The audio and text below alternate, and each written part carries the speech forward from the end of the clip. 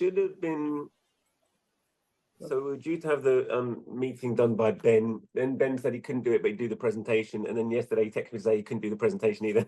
So I'm just going to be introducing the subject. So according to me, we should be doing natural philosophy, cosmogony,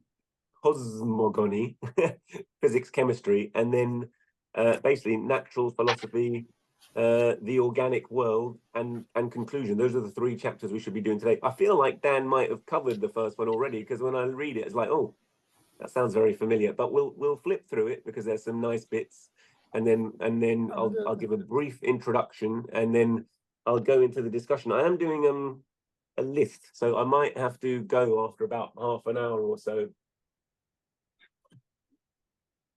Oh, someone noisy outside. But hopefully that will be okay. Is that all right? Well, it has to be. Oh, that's very agreeable of you. Who will host when you go? I don't know. I'll just leave it on and you can talk to each other. And then Ella's the chairman of the party, so, you know, should be Ella. There are a lot I of don't know how to work the gadgetry. Someone's got to decide who speaks when, rather than all speaking together. Yeah, it's more of a decision-making process than a gadget. There are three chapters and a lot of pages, but the ideas that we have to discuss are really very few, very profound, but very few.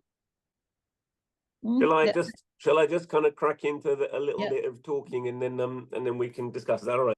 Perfect. So, natural philosophy, cosmogony, and physics and chemistry. So, the overriding theme from this section is, again, that Dühring, when he's speaking, he wants to have a system of knowledge in which every part of human knowledge fits. So he speaks about, and what's very clear is he speaks about subjects of which he has little knowledge. So straight away, you know, we are up against, you know, a basic theme of dialectics, which actually dialectics demand detailed study of the subject matter. And far from being what it's sometimes accused of being, imposing a system upon life which doesn't fit, it arises actually from a detailed study of life. So in this section, he's talking about essentially the concept that the universe has a beginning and end. That in the beginning, there were these primordial nebula, a theory put forward by Kant, interestingly. I didn't realize actually was a physicist as well as a philosopher. But those theories remain theories until such time as, in fact, those nebula were discovered. And there's a nice part, which is just a footnote in this, which is from his scientific socialism, in which he's saying, you know, ultimately, the proof of dialectics, the proof of materialism, is nature itself. And as an example of this, one well-known historical example, he says the following. He says, in his book, Ludwig Feuerbach, in 1888, Engels said the following of the Copernican system. For 300 years, the Copernican solar system was a hypothesis with 100, 1,000, or 10,000 chances to 1 in its favor, but still always a hypothesis. But when Leverrier, by means of the data provided by this system, not only deduced the necessity of the existence of an unknown planet, but also calculated the position in the heavens which this planet must necessarily occupy. And when Galilei really found this planet, the Copernican system was proved. So science almost has turned into a religion and a superstition by people who don't understand it. Science is simply the dialectic method, actually, or what they call the scientific method. You have a hypothesis, which is your best working model of reality. And then you look for evidence to prove or disprove that best working model of reality. And, you know, the model that's insofar as it proves truth, proves useful and becomes accepted knowledge or science. And then as we get more information, it either further proves or disproves or refines those theories. And this is what we're talking about. And this is very much, you know, the theory of materialism and the theory also of dialectics, which we'll come to in more detail later. What we see is that Dühring, by contrast, actually having said that he very much dislikes Hegel in his introduction, keeps on bringing up in his model, in his conception of the world, the ideas of Hegel. And so he comes back again and again to this idea that a thing must first of all be a thing in itself and then a thing for us, which is a Kantian idea. And he wants to have the change between the two. And he translates that into his ideas about the universe as this self-equal, unmoving state in which there was time but not time, matter wasn't in motion. And this is a total contradiction that doesn't make any sense. And in particular, this concept that he struggles with for clearly a lot of pages in his book, of how if all of the world began in this self-equal state in which there was no movement of motion, no motion, you know, and therefore time was time but not time because nothing was changing. So what is time if not just a record of the change of matter in motion? How do you get from that state to a state of motion? And this is an insoluble contradiction which requires an external impulse, external to the universe, which we've already said is an entire unity, a total thing. So in other words, that's exactly the same question as God. You know, if you see that beautiful Michelangelo painting, God creates Adam, there's God giving the great impulse for life, right? He creates Adam out of clay, breathes life into him, a beautiful painting. But this concept is there's an external force which created in the beginning. You know, these are just these are creation myths, aren't they? Every person has a creation, every civilization has a creation myth, more or less sophisticated, which reflects its level of civilization, development, technology, understanding. But this concept that there's an outside impulse is essentially the concept of God. And so Dühring claimed to have reinvented from the ground up new theories of the whole of motion and put, you know, materialism and knowledge on its feet. But actually, he's just borrowing the old ideas of Hegel on the one hand, and then actually the old religious ideas on the other. And then Engels counterposes to this. I think Dan may have already read it, but I think it's worth so he says very nice. He says, you know, Dühring is constantly kind of expressing his dislike of various ideas, and this is quite nice. And he says, Engels says, an application of morality to natural science does not take us one step further. Such expressions of dislike and bad temper can be used always and everywhere, and just for that reason, they should never be used anywhere. He has this very nice answer to this concept of the self-equal unmoving state. And this is what Engels said. The materialists before Herr Dühring spoke of matter and motion.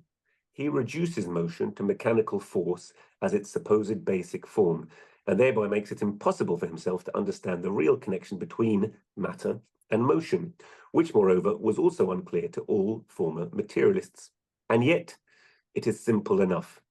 Motion is the mode of existence of matter. Motion is the mode of existence of matter. Never anywhere has there been matter without motion, nor can there be.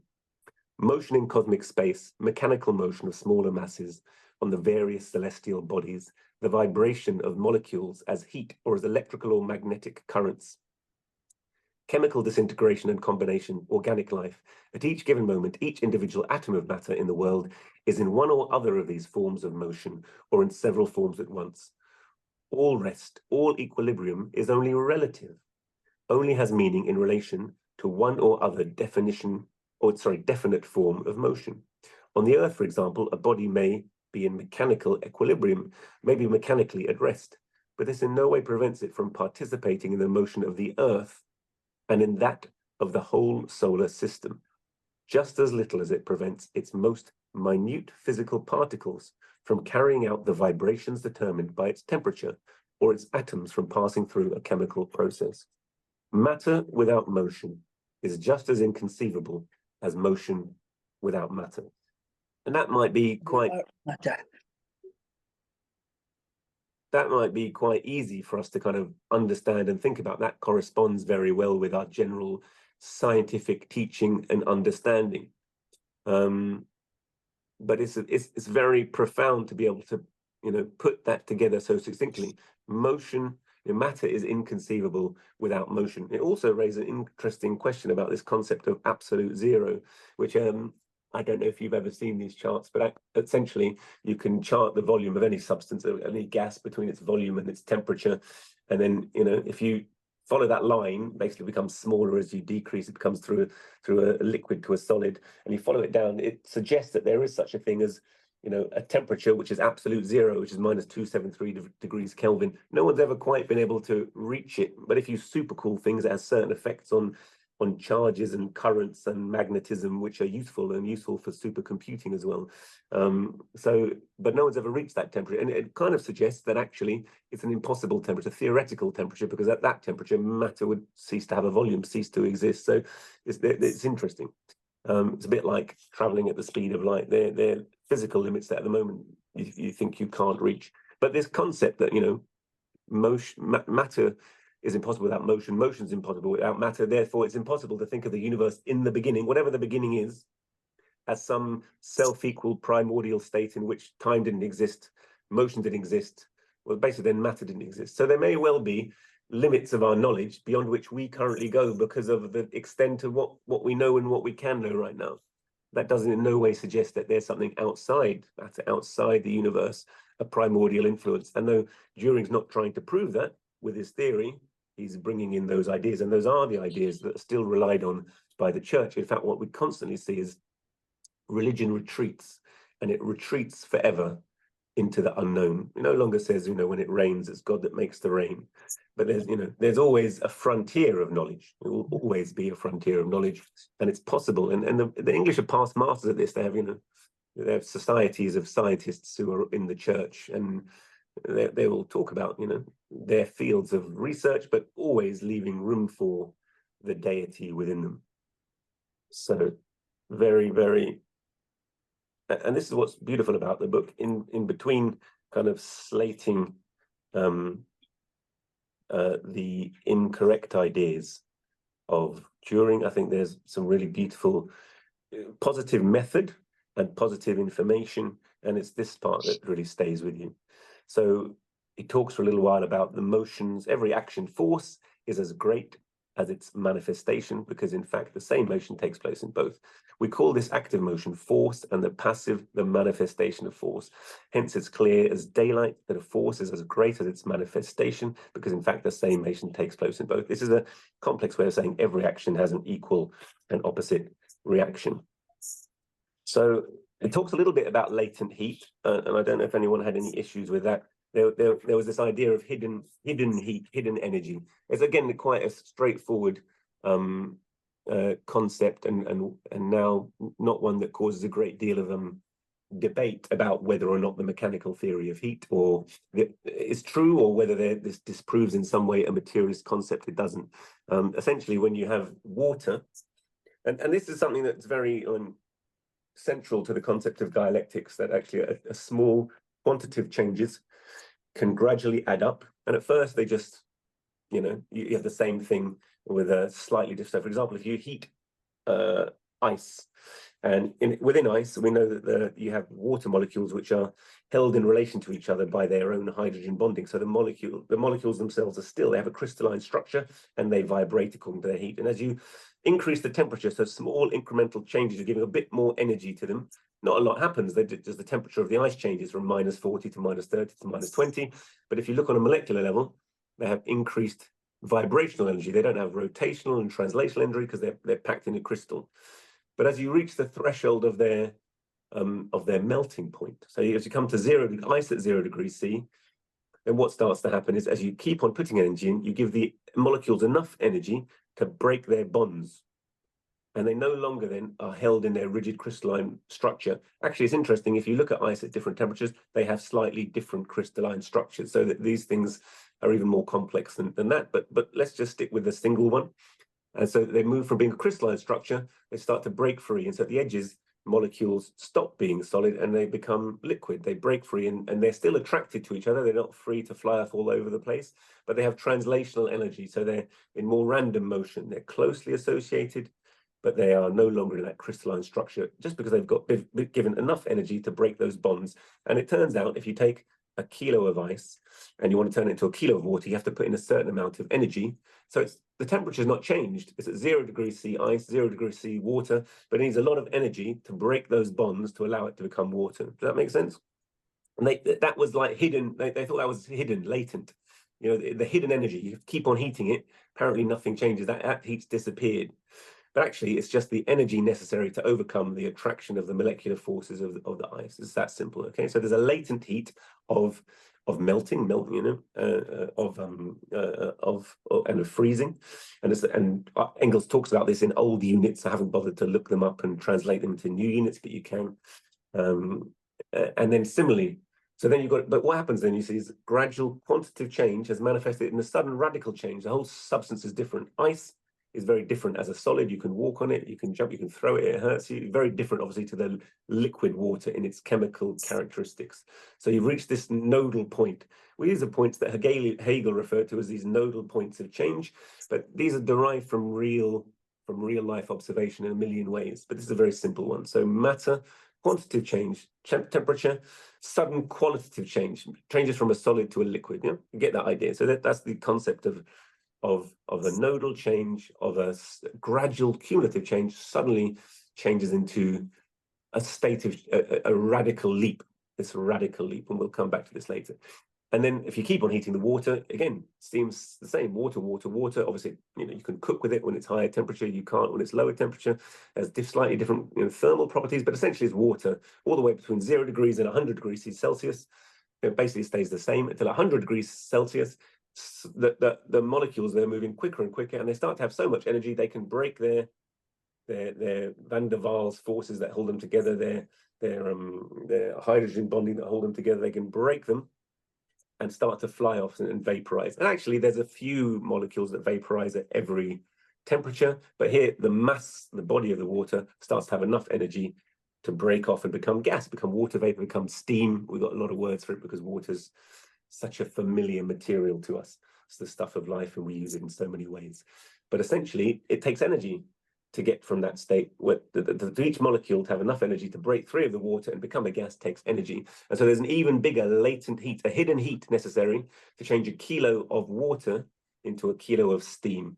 And these are the latent heat. So none of these things go against any theory of materialism, and they certainly are a good illustration of the concept of dialectics. That gradual quantitative change suddenly leads to a leap in a state of change. The whole system has to rearrange itself because the fundamental has changed. The fundamental amount of energy contained within the system, within the individual molecules, means that the matter arranges itself in a totally different way. And we meet that in different phenomenon again and again. So I just thought it would be worth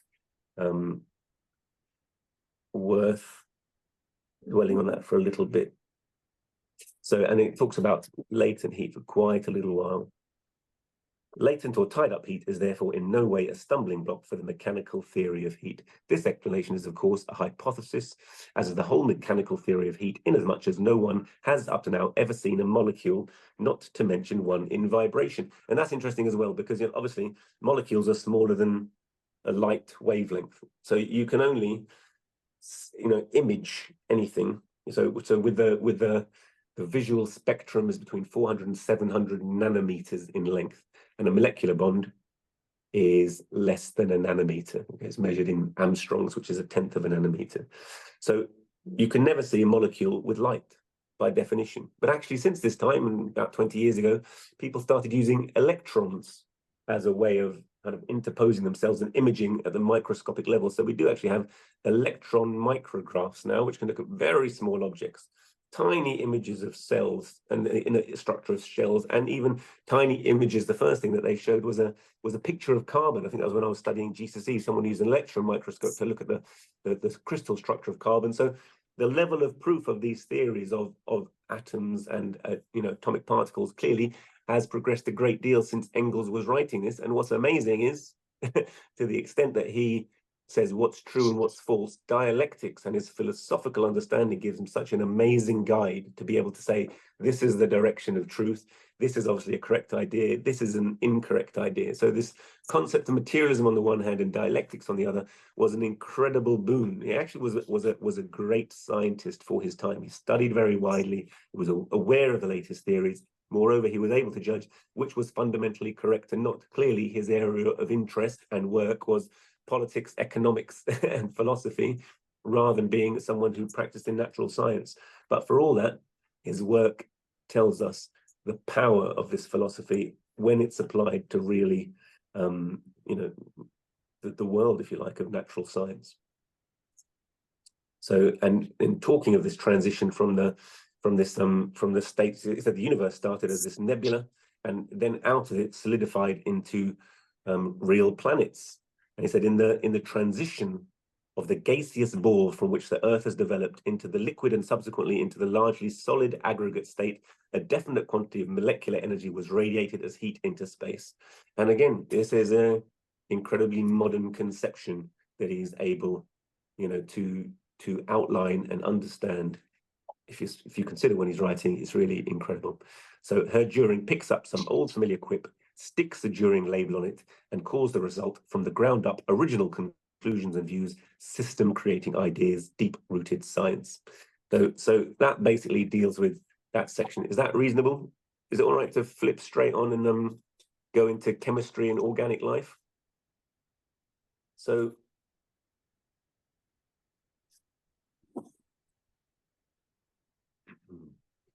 a single and uniform ladder of intermediate steps leads from the mechanics of pressure and impact to the linking together of sensation and ideas.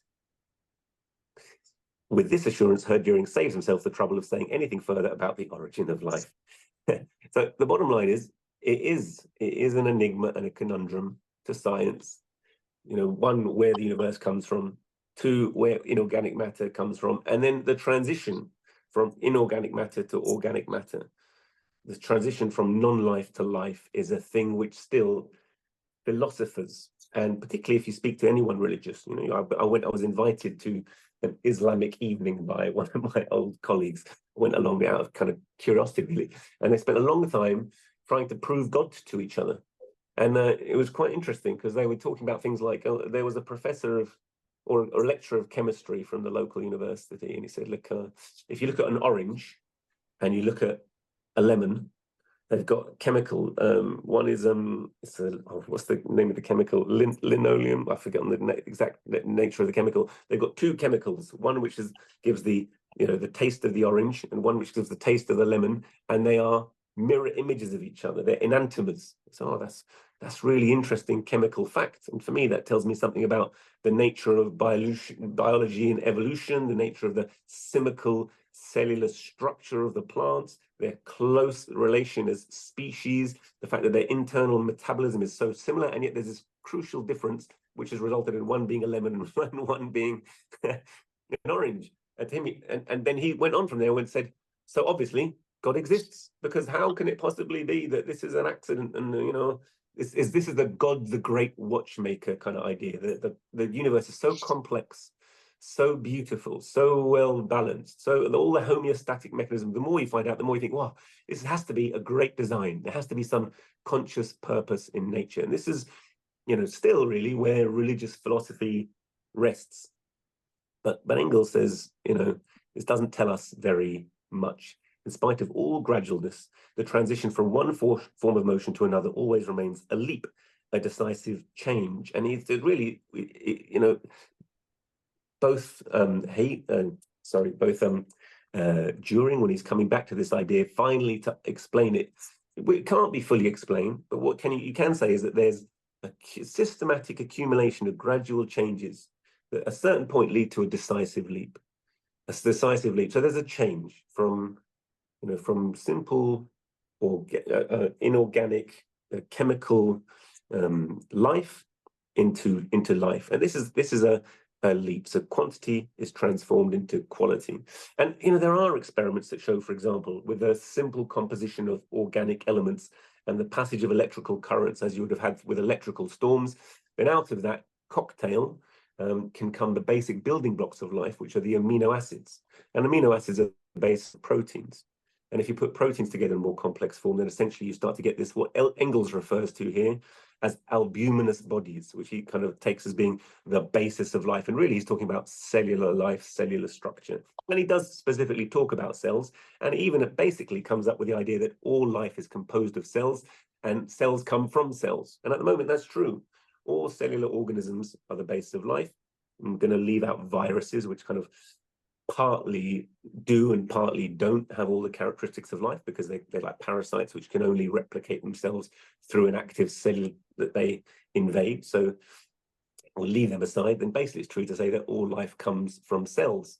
And Engels at this stage already was able to describe the process of fission of the cells, of one cell dividing into another, of and of the way in which that happened, including the division of the nucleus. So they didn't have knowledge, the detailed knowledge of the cellular structure, the organelles of the cell, which themselves reflect all the processes of life and all the processes of a major and more complex organisms. But nevertheless, he was essentially able to say life is composed of cells. These, more complex formations of cells form more complex, bodies. Okay, and so really, when he's saying transition from ordinary chemical action to the chemism of albumin, which we call life, he's talking about biochemistry and the transition from physical to organic chemistry. They talk about Hegelian inner purpose because this is something which constantly comes back. Hegel had this concept of dialectics, but he constantly thought that the idea imposed itself and manifested itself in the real world, when in fact this is turning the process on its head, and therefore this is a defect in what Dühring is coming out with as well.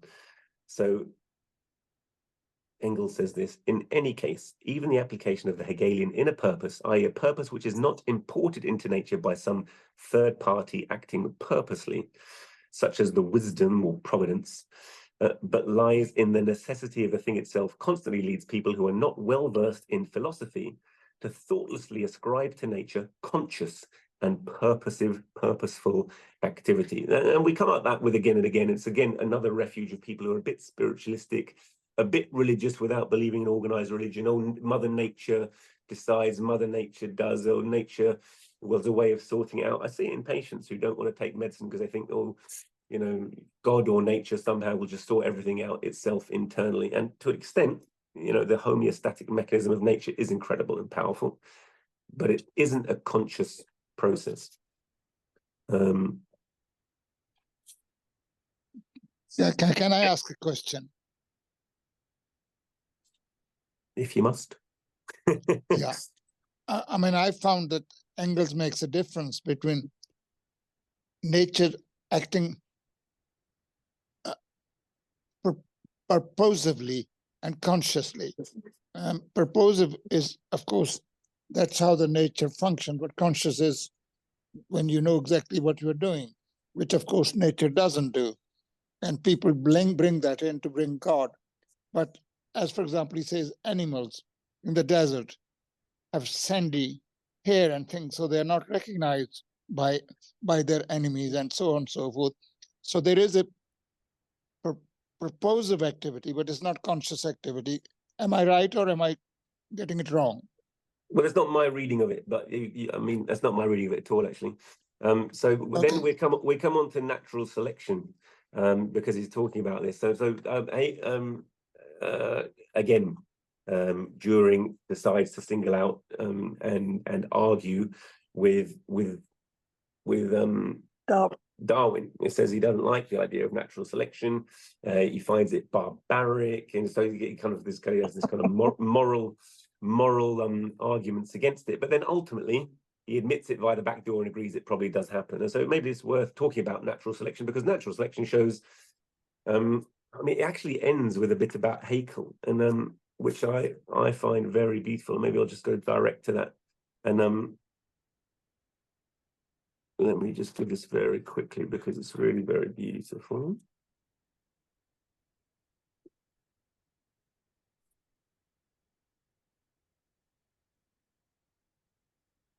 Oh, there it is. Yeah. So he says this. So let me just read you this. So he says about Lamarck, actually.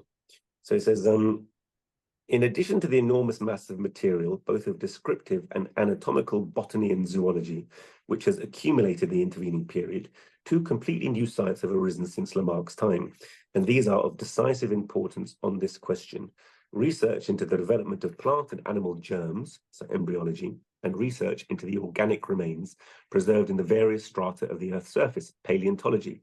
There is, in fact, a peculiar correspondence between the gradual development of organic germs into mature organisms and the succession of plants and animals following each other in the history of the Earth. And this was something that Haeckel actually said. He said, ontology recapitulates phylogeny. Ontogeny is the science of development of the embryo. So if you look at an embryo developing of a human being, it goes through various stages: pre-chordate, chordate. I mean, there's a stage at which it looks like a fish. There's a stage at which you could differentiate into, at certain, you can make a family tree of organisms based on their embryological development. At each stage, you can go one of several ways. And so you can see how these gradual differentiation of species happens, it's reflected in the development of every single one of us as we grow from a single egg, sperm meets egg, form an oocyte, and then it splits into blastocyst, a morula, into these various clumps of cells, which for all animals start out the same, all complex animals.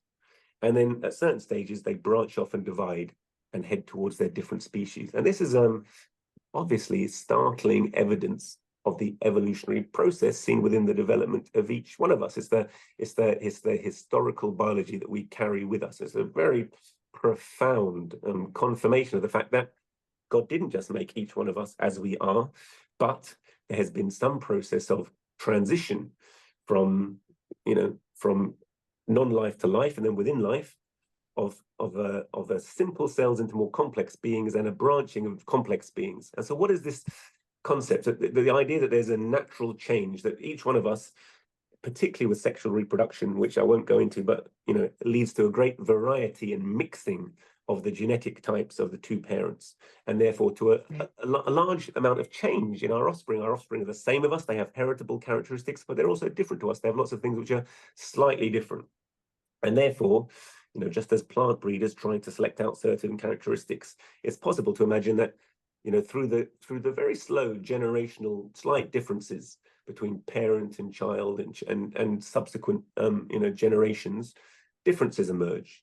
And then if you were trying to select, so it doesn't imply a conscious process, but say that there was an environmental factor which led certain characteristics to be useful, longer legs to run faster, to run away from prey. You're adapted. So this is where Harpal's question came in. In the sandy desert, animals are sandy colored. In the Arctic, they're all white. Why is that? Actually, the question, why are some human beings black and some human beings white? And this is a question of gradual adaptation to an environment. So if people are in an environment long enough, then the factors of that environment cause certain characteristics to be favored. You're more likely to survive to the point that you yourself have children and pass on those characteristics to the next generation. So this is the concept of natural selection. Within a certain environment, certain characteristics are favored, which lead to gradual change. And then this is a really interesting thing which wasn't around in his day. Biologists have since come to the idea again that there are these sudden leaps in change, that these gradual accumulations of change within a species lead to a sudden leap and the emergence of an entirely new species. So, again, gradual quantity accumulating within a process, leading to a sudden leap in state and the emergence of new species. And Darwin's work was an incredible proof of that. Darwin himself was religious. He didn't really want to put forward his work. He realized the impact it had, the implications for society, for the church, for all that. He was quite shy about putting them forward, but he was forced to ultimately when others were coming up with similar ideas, and he published his work. So after he went on this voyage of the Beagle, he went obviously to the Galapagos Islands. He saw the finches, and he came up with something called adaptive radiation. That he saw that probably the finches had come from the mainland South America, and they'd landed on these different islands, and where each of the slightly different local environments had led to them developing in different ways. Some were nutcrackers, some were almost predatory. They'd had different characteristics of their beaks and wings, and yet they were all basically the same species that had changed according to their different environment. Okay, so he came up with that, and then he looked at plant and animal development, and he said, look, essentially nature can act in this way. This clearly has been taken up by certain people in our modern world to say a business environment, survival of the fittest. This means that human nature is incredibly aggressive, and what we have to do is just not have any guilt or qualms. If we need to genocide a few people in order to maximize our profit, that's obviously the correct thing. Or Darwin, what stood for capitalism, it doesn't mean anything of the sort, because if he says that change happens according to the environment, then we can say much more. I've seen quite a few things written against Victor Hugo recently, but if we look at Victor Hugo, what he said, if we want to create a civilized human being, we need to create a civilized environment. If you create an environment in which human beings work in cooperation rather than competition, then you totally change the natural characteristics of the human being, which will lead to success, which are favored, which are encouraged. And so really, all we can say about this kind of business boardroom model of survival of the fittest and its moral interpretation is just that. It's a moral interpretation superseded on top of a theory which in no way proves the thing that they claim it does. But for all that, Darwin, lent a tremendous blow to religious concepts, to non-dialectical concepts, to spiritualist, idealist concepts through his theory, which is an entirely materialistic theory and shows the process of change in biological life itself. At that time, they didn't understand genes. They didn't know the heritable factor, just as Engels can't point to, you know, he has a nice definition of life even, which he talks about the total metabolism of the organism, which is even better than the genetic dogma itself, you know, because whilst DNA is the subject of the heritable information, its relationship is not just one way. There's an interaction between that and the environment, which shows that the purely blueprint of life never being altered type interpretation is also slightly forward, and science is going beyond that. So within this, we can say with Engels that the colossal impetus which natural science owes to the driving force of Darwin theory is great. Neither Darwin nor his followers among naturalists ever think of belittling in any way the great services rendered by Lamarck. In fact, they're the very people who first put him up again on his pedestal.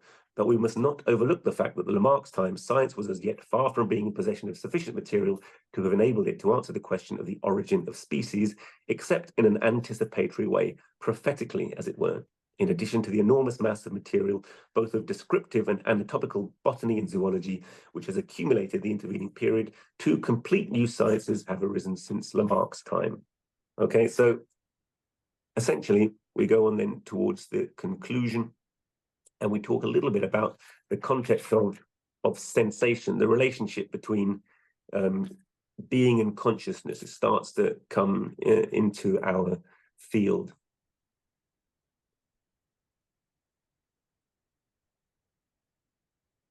It talks a little bit about the characteristics of life, and essentially already Engels is able to say they are fundamentally the same as the characteristics of life that we currently have. You know, and it's important not to try and impose your own pseudo definitions as Dühring does, which I won't dwell on, but essentially they have nutrition, excretion, respiration, right, the process of getting energy from the food, of growth, of propagation, and of sensation, contractibility, he calls it, movement. Okay, these are still fundamentally the characteristics of all life. And again, the positive parts that Engels is able to take from science in order to answer Dühring, probably the best things that you can take from this chapter.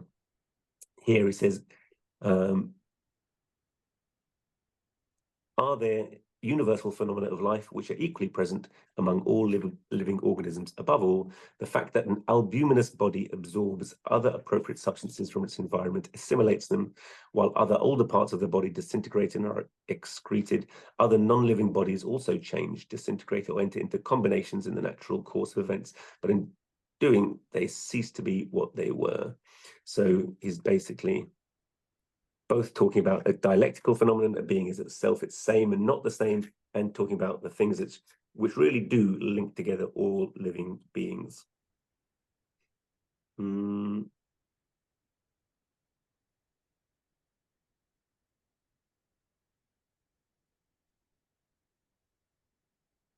So we'll end with this. It is not merely the special apparatus of an organ of sensation. But back to Dühring. When things are going fairly badly with him in the sphere of earthly biology, he knows where to find consolation. He takes refuge in his starry heaven.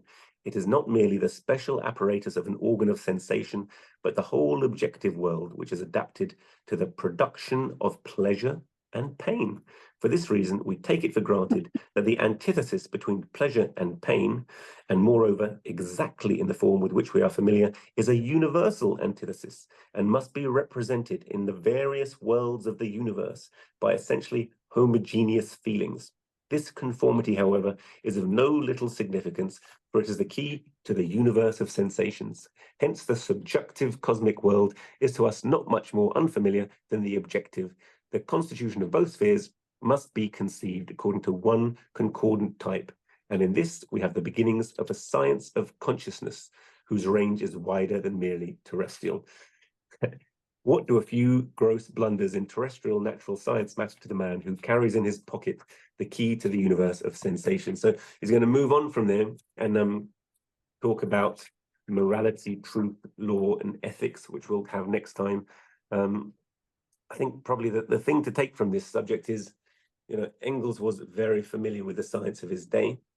And in as much as we could, he could look at the really existing evidence, it was quite clear, one, that he considered the real material science to be the basis upon which philosophy should be drawn, our real knowledge of the world, that those phenomena absolutely did justify and back up, one, the concept of materialism, that matter is prime, and two, within those phenomena as they were being observed by natural scientists in different spheres, chemistry, physics, biology, they were proving the concept of dialectics and dialectical materialism, even though that philosophy itself was not named and recognized as such.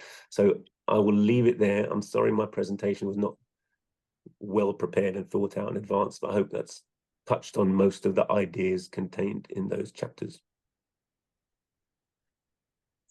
No, it was very good.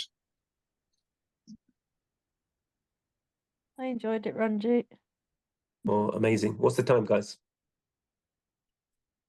Time is Oh, 10. Quarter past. 11:15. Yeah. Oh, sorry about that. So Don't apologise. It was really useful having a scientist present this, I have to say. It was extra insight.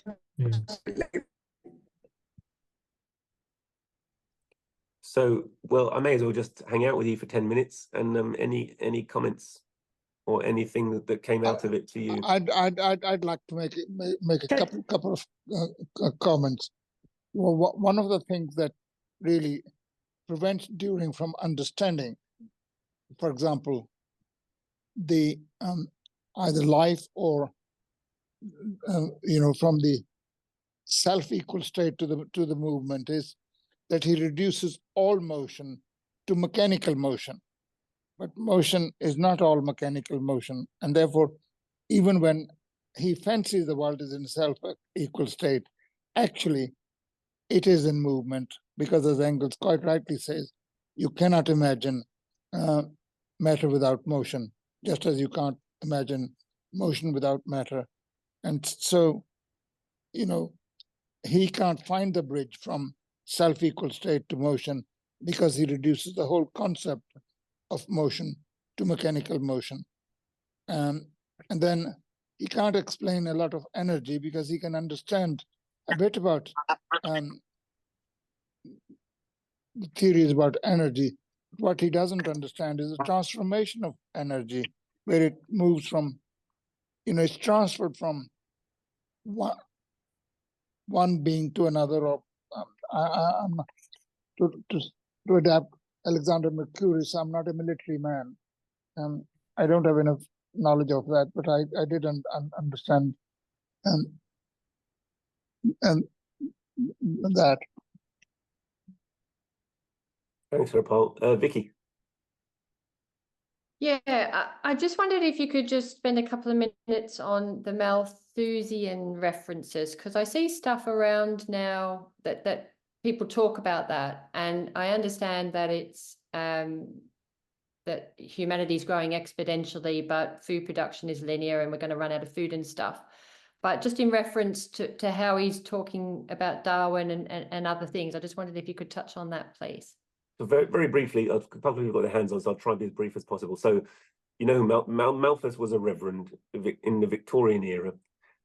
He was also kind of a semi-population scientist, but he was loved and honoured, particularly because he came up with this concept that essentially overpopulation is the problem that causes poverty, and essentially this was nothing you could do about these the poor who need to change their habits. They're feckless, they breed too much, they have too many children. So it was like a moral judgment upon the poor. They were guilty for their own poverty, and because there were too many people, there were too many resources, and these part of the population would always be there, and you had to basically ignore them, do the best for everyone else.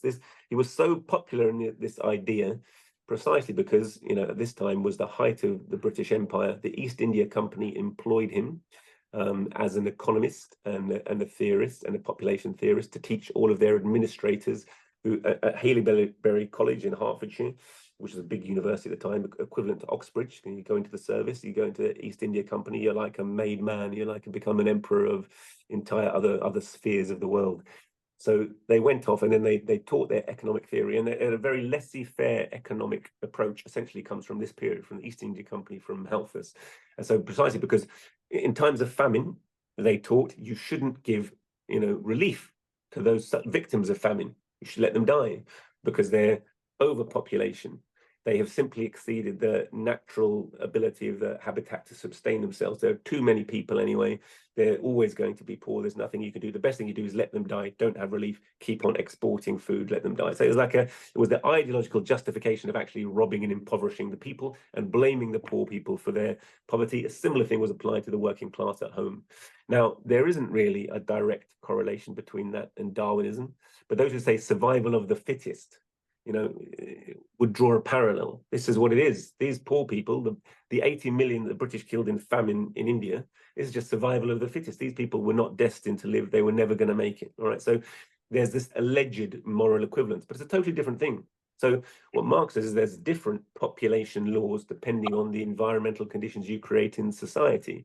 But this was given to us as a population law for all time. In reality, actually, the population in Europe is declining precisely because we've created conditions for the population where it's not possible for them to have children, right? So actually, this has put the lie to, and the concept that the human race is expanding exponentially, it's also not true.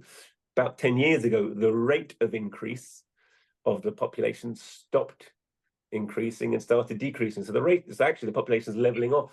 We know it's going to level off. Maybe it'll level off at 9 or 10 billion, but it'll level off currently and it'll go down. So there's the question of that.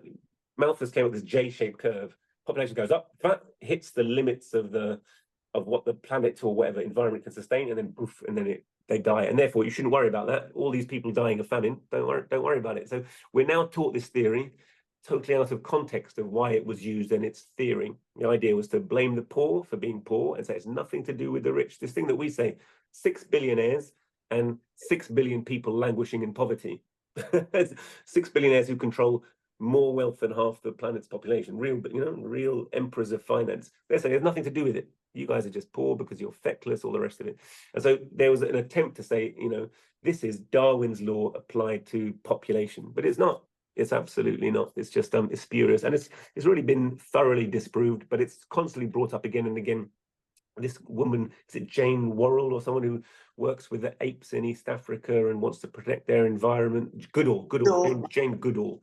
She comes back and she lectures to the Davos Economic Forum about the importance of not overpopulating the planet. There's too many people. It fits in with the concept of what Putin calls the golden billion. These people are all right. All the European people, they're allowed to live like this. Everyone else should live in the dirt, because to develop themselves is to cause the end of the planet, because it will drain resources. Not everyone can live like an American. The conclusion is, no, not everyone can live like an American. That's a totally messed up way of life. We need a sustainable way of life which benefits all humanity. But obviously that's not their theory, so they don't want to entertain any scientific theory that points towards the finality of their social system. Is that all right, Vicky? Brilliant, thank you. The only point I would Georgie, add that Max, Alex, and then Harpal. Georgie.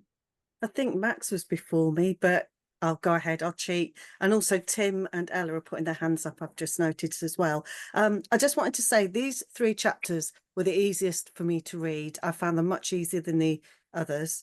And also with Malthus, the same theory is abounding today in local churches. Yes, they might do their Christian Aid week once a week, but they blame the poor for being impoverished. Yes, they'll do a food bank 2 days a week, but you have to have a special voucher to go there, and they'll provide you with a meal maybe 2 days a week. But basically, there's too many people and they want to bump us all off. That's all I have to say. Thanks so much, Georgie. I'm going to go in that order anyway. Max, Alex, Harpal, and then I'll go to Tim and Ella.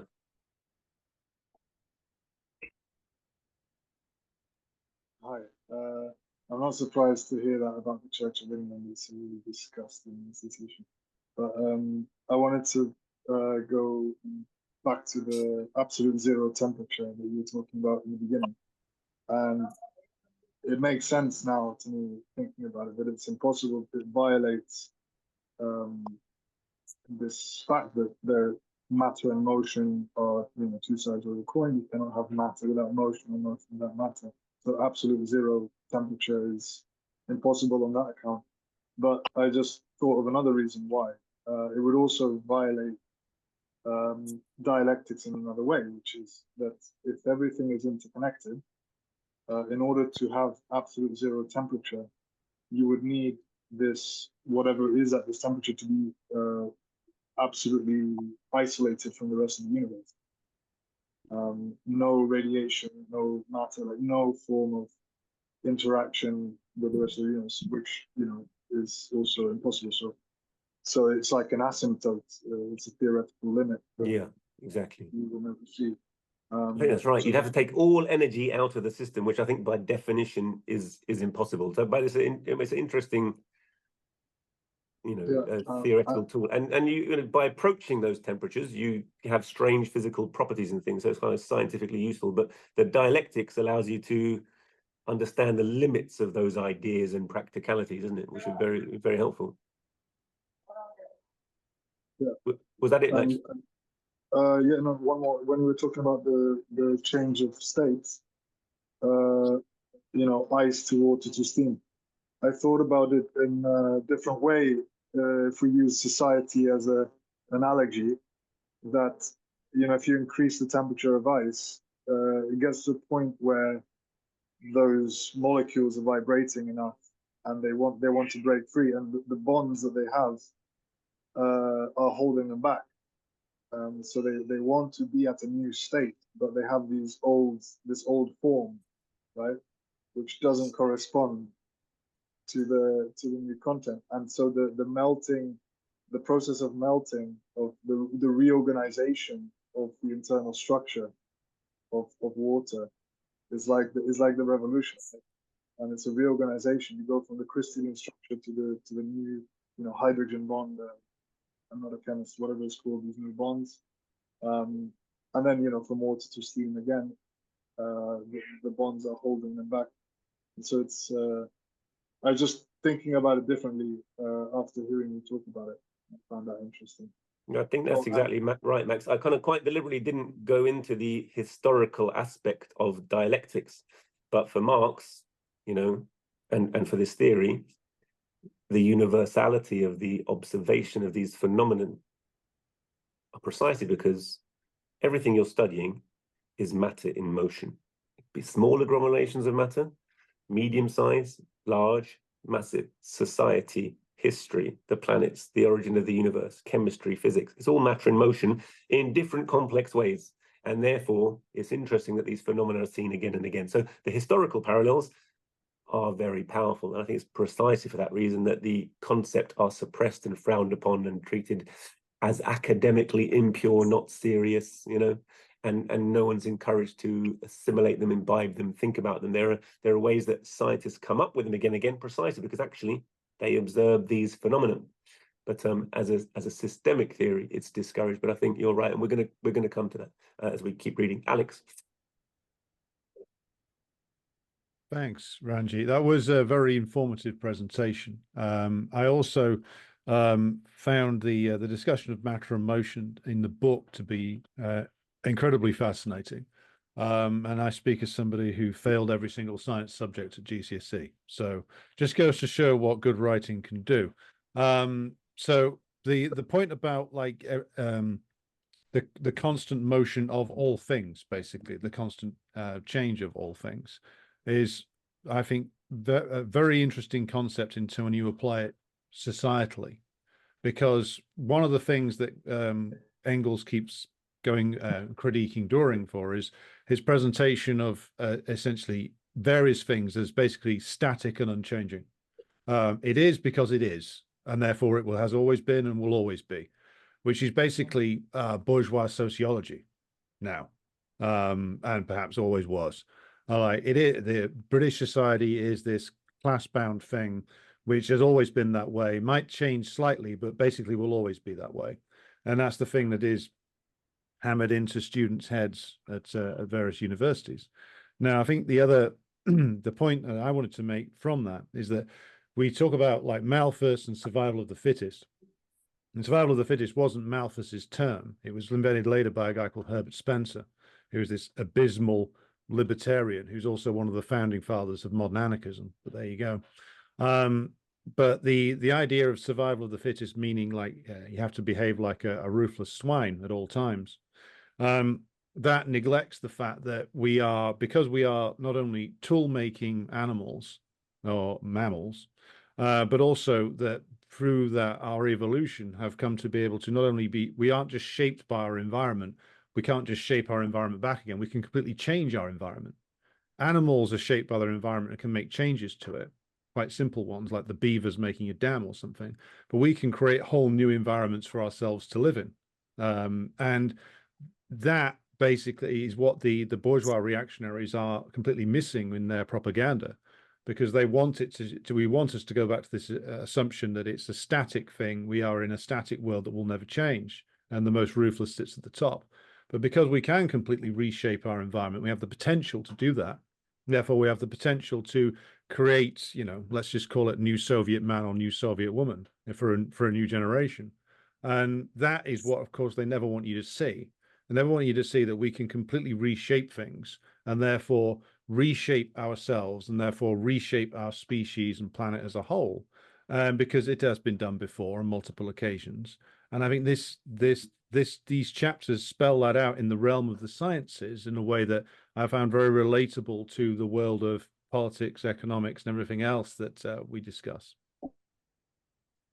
Thanks, Alex. I'm going to ask everyone they were all really useful and interesting contributions. I'm going to ask everyone, partly because we're losing people and partly because I have to go and operate on people to kind of keep their contributions a little bit brief. And I think the people I'm going to call are Tim and Ella. Was that it? Tim and then Ella, please. Yeah, I think something that Lenin said was quite instructive. That the only thing that occupies time and space is matter in motion. The mechanical materialist theory. This was the time of the French Enlightenment. Of course, the French materialists were sort of restricted by the time in which they found themselves, and that was as far as they could take their materialism. I just wanted to ask very briefly to get your advice, and this is more of like a query. This goes to the heart of our understanding of all forms of life and of the external world. Can it be stated sort of absolutely, or can it only be understood relatively? I believe that Marxists sort of accept the idea of both absolute and relative truth as a unity of opposites. Of course, I had an argument with Paul Cooper. He was adamant that there could be no such thing as absolute truth. I wonder. I think the absolute truth is the concept that the universe is fully knowable. That's the absolute truth. The relative truth is that we'll never fully know it, and it's kind of like it's a contradiction and not a contradiction. Thanks, Tim. Even life itself. So very interesting that something that really fascinated me. We have all organisms in modern life are made up of different kinds of cells. There's eukaryotic and prokaryotic cells. Eukaryotic cells have something called a mitochondrion, and a mitochondrion is like the batteries within a cell. And probably the mitochondrion has its own DNA, its own little nucleus within it. It has a special process called oxidative phosphorylation, decoupling. So it takes a sugar, it breaks it down, into simple, molecules, carbon dioxide and water. And in so doing, it releases energy, which it can store and utilize. It's basically like burning the sugar very slowly as a process chemically, and releasing that energy to power all the rest of the life's process. And that enabled much more complex organisms to come about. And basically, that probably started out as a separate bacterium, which came to live inside another bacterium. So except it got rid of its extra functions and it came to live. So they came to live. So it's a great act of symbiosis, which itself was a branch in the evolutionary process. So the more the real biological history is understood, the more clearly it's a process of gradual evolution over a long period of time. So we are knowing more and more and more, but of course life keeps on developing. So the contradiction is everything is material, it's in motion, it's therefore either knowable or ascertainable by intermediate phenomena that we can see with our limited ability to perceive physical material. But of course we'll never fully know everything. The sheer mass of data is too much. I think Ella and then Pete really briefly, and then we'll try and draw it to close if we can, Corinne.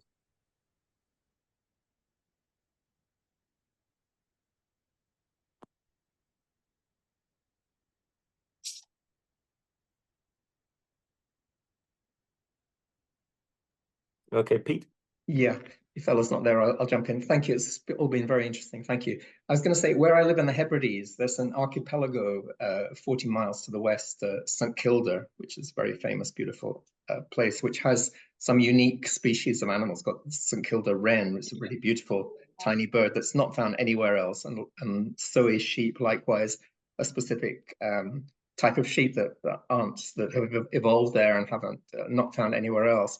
And a bit along the lines of what Harpal was questioning earlier on, to see such sort of beautiful manifestations like that, is it romantic or sentimental to sort of talk about the wisdom of nature? I mean, is there a sort of purposefulness in it? There's certainly a wonderful sort of eloquence of beautiful things like that. I just wondered how you'd look at that kind of thing.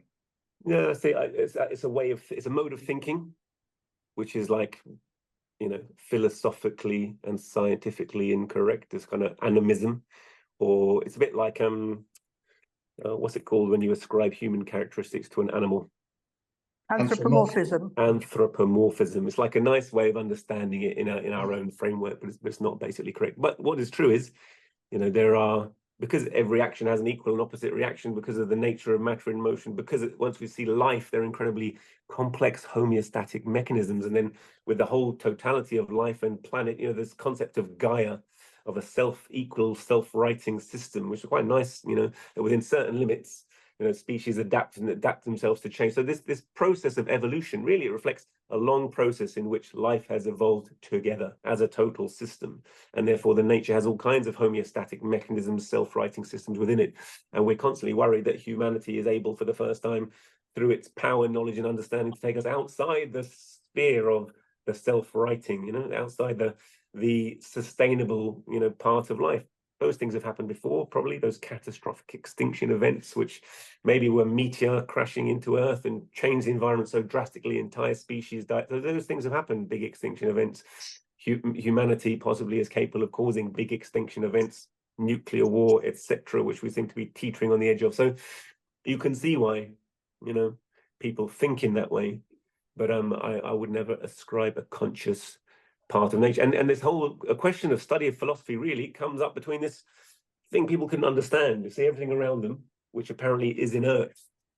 It's dumb matter. And yet I have this consciousness, not only of all of it, but of myself. And where does that arise from? And so the concept that the physical world could have got to such beings of such complexity that they have an entire neural system that became so complex they have a brain, not even just like vague sensations. Plants can move towards the light. And I was saying, how do they do that? Well, apparently the leaf, releases a hormone when it's stimulated by light, which goes through the plant. And there are cells on the plant's stem which pump, they have ion channels, which either pump in or pump out potassium and water.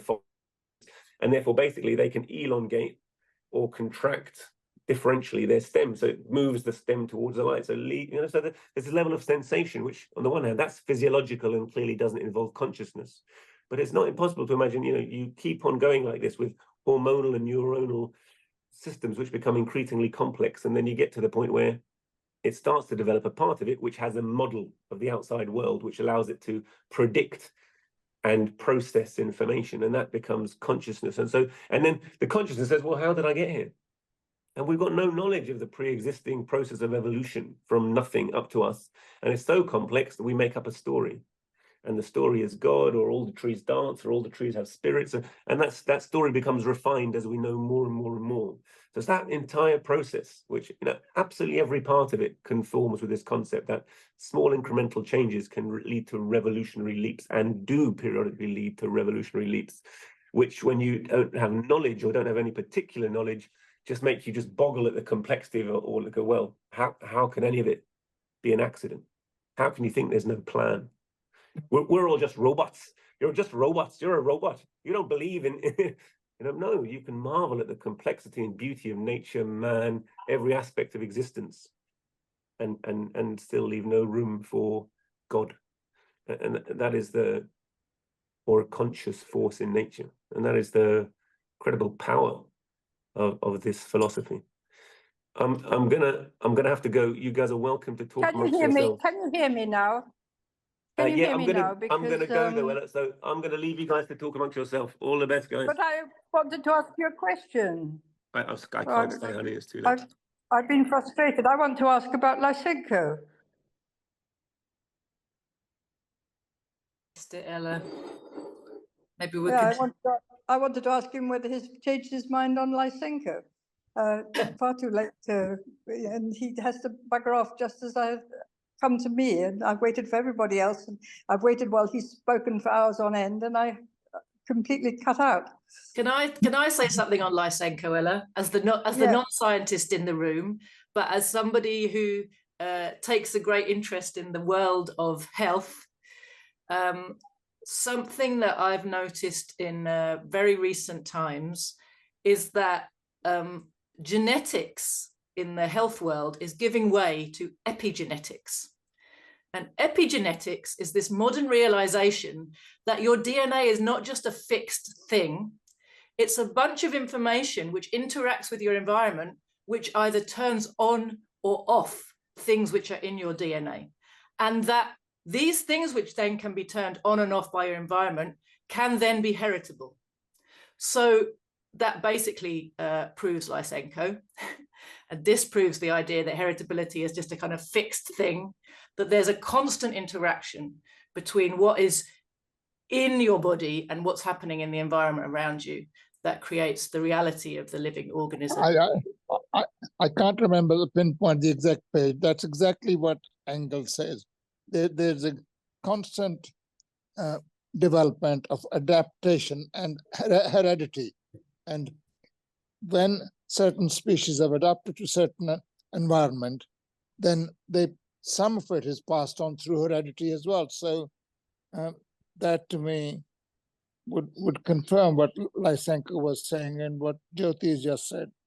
So basically, for those who don't know, Lysenko was a Soviet scientist who did a whole load of experiments on a farm, a collective farm in the USSR, and came up with this information about heritable characteristics. And the Western scientific world went, what? Absolute nonsense. And of course, he couldn't prove the basis on which this was happening, but he came up with a whole load of data that showed how you can induce characteristics to be heritable. And now the science of epigenetics is basically proving that he was right all along. Of course, the modern scientists don't go and say, oh, by the way, it turns out we were wrong about Lysenko. They just the bourgeoisie have banned Lysenko's teaching for the simple reason that it really shows that some of us are very clever because we're born in either big capitalist families or big aristocratic families, and poor people just can't inherit that kind of thing. As Lenin remarked in the preface to his Imperial Criticism, he said, if geometrical axioms affected class interests, they will be hotly disputed. But Lysenko's theory has a bearing on class interests. Can you hear me? Yeah, we're listening. Yeah. The Lysenko's theory has a bearing on class interest. You know, things can be influenced by environment. Then over a period of time, they can become hereditary as well. And what applied to plants also likewise applied to human beings. Totally. I need to go as well. I thought that Ranjeet, I'm sorry Ranjeet's not here so I can praise him to his face, but I thought that was a wonderful presentation. As Mum said, it's really great having in our ranks someone who has a scientific and a proper dialectical scientist education, because you don't meet those people very often. But also, well, I just wanted to, before I go, Dad, sorry, before I go, I just wanted to say that for me, and maybe it comes later in the book, but what we're talking about today just reminds me of that phrase that I think is from Engels, that just coming back to what you said, Pete, that in the human brain, for the first time, the universe becomes conscious of itself. And I really love that phrase. I think it's so powerful. Your brain is a part of the universe. We are not separate. We are part. But the incredible complexity that has arrived in the human brain allows the possibility for the universe to become conscious of itself. And that, I think, is something. Just very quickly, Ella is wrongly accusing Ranjeet of not allowing her to speak. He called her several times and no answer came. I don't know why. I can't see Ella. I don't know where she was. Well, don't worry. We can ask Ranjeet next time anyway. Max wrote in the group. What did Max write? The statement that there can be no absolute truth poses itself as an absolute truth. Is this not self-contradictory? Well, that's dialectics for you, comrade. In the immortal words of when you can't answer any question, you say that's dialectics. Absolutely. I'm going to go. Really good to see you all, guys. Likewise. Thanks Thank very you. much. Thank you, comrades. Bye. Well,